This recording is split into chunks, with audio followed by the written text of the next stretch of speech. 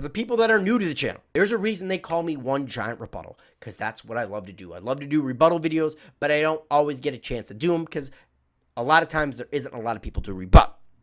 But I still like doing them. And Cowboy X Factor earlier in the week, great subscriber of mine said, hey, why aren't you doing any more rebuts? I love those videos. So, buddy, this one's for you. Obviously, I'm going to rebut Skip Bayless and all the stupid points he's made all week about how Eli Manning's not a Hall of Famer. So, with no further ado, let's get into it. And by the way, guys, don't forget to like, share, and subscribe. And hell, if you want to tag Skip Bayless on Twitter, go right ahead. But he probably isn't going to like what I have to say. Either way, let's get into it. 8 years that he was your starting quarterback, you made the playoffs once. And you're trying to put that guy in the Hall of Fame with a 117 and 117 500 career record?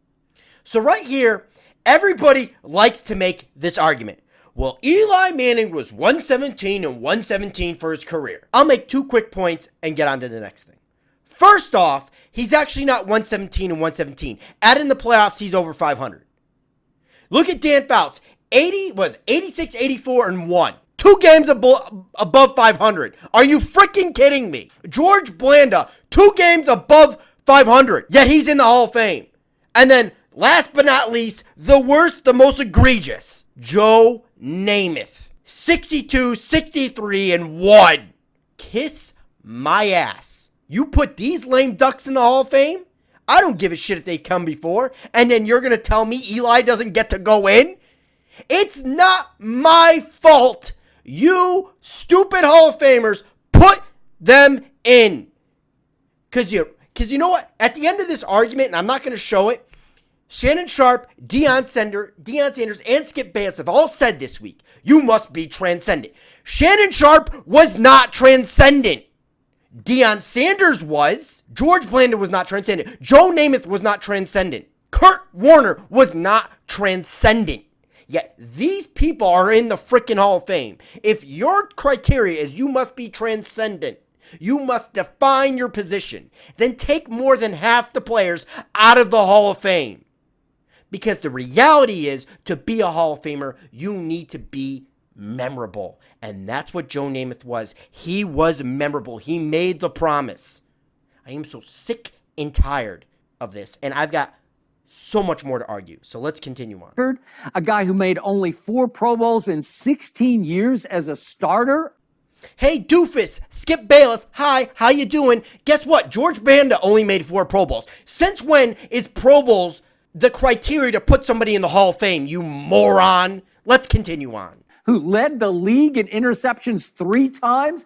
How can you? He's disqualified from any Hall of Fame talk, please. If we're going to make a big deal about leading the league in interceptions, okay, dumbass, then let's think about it for a second. Why is George Blanda and Joe Namath in the Hall of Fame, both guys have more interceptions than touchdowns? Hi, you're an idiot. Leading the league in interceptions doesn't matter.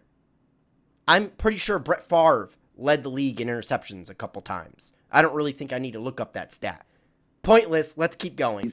Because he actually made only 1 great throw in his whole career, and it was to Mario Manningham. But it would have been canceled. My God. It would have been rendered irrelevant if Tom Brady hadn't been slightly high and outside, but the Hall of Famer Shannon Sharp says he really had to throw the ball up the seam to Wes Welker on his outside shoulder, or the safety was about to obliterate little Wes Welker. All right, I'm going to finish off this clip for you real quick because Skip Bayless goes on to say that Tom Brady, the lucky throw to David Tyree, which is a defining moment in Super Bowl history, and that how Eli should have been down 3 times, and that he blindly threw it up to David Tyree. First off, on that play, it's not my problem. Rodney Harrison was going for the big hit and not playing the ball like he should.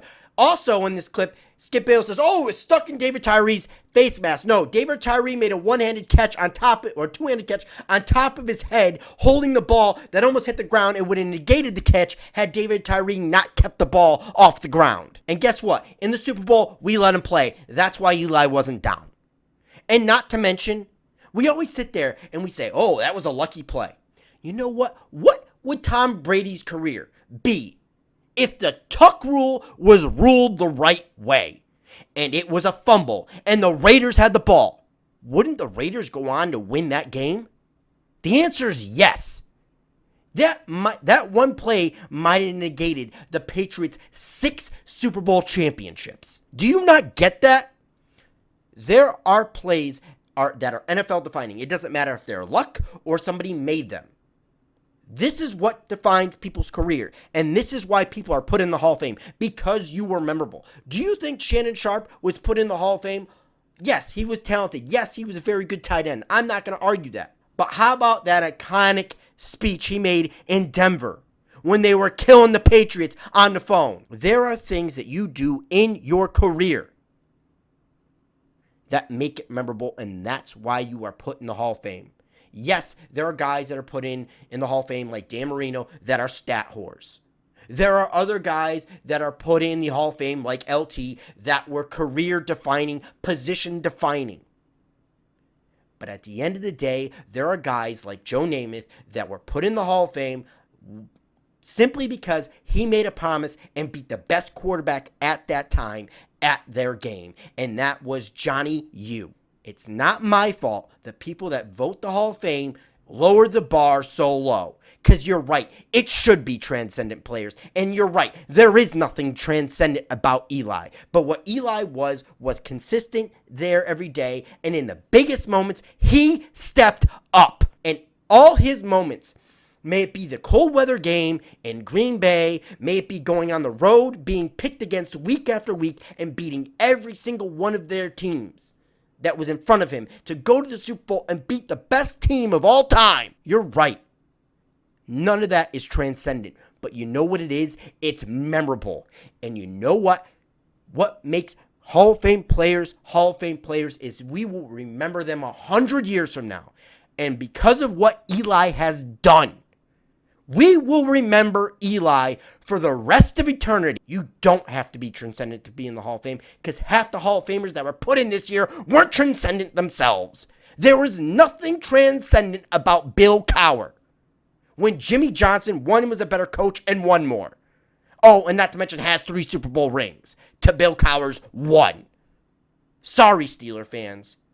But am I going to knock Bill Cowher for going in the Hall of Fame? No, because he was a memorable coach. The fact of the matter is, we put people in the Hall of Fame because they made a lasting impression on football, and that's exactly what Eli did. Like it or not, you don't think the stats match up or not, the fact of the matter is there are people in the Hall of Fame that don't deserve to be there, and it's not my problem. You guys lowered the bar. Either way, it's been one giant rebuttal. Please like and subscribe, and go Big Blue.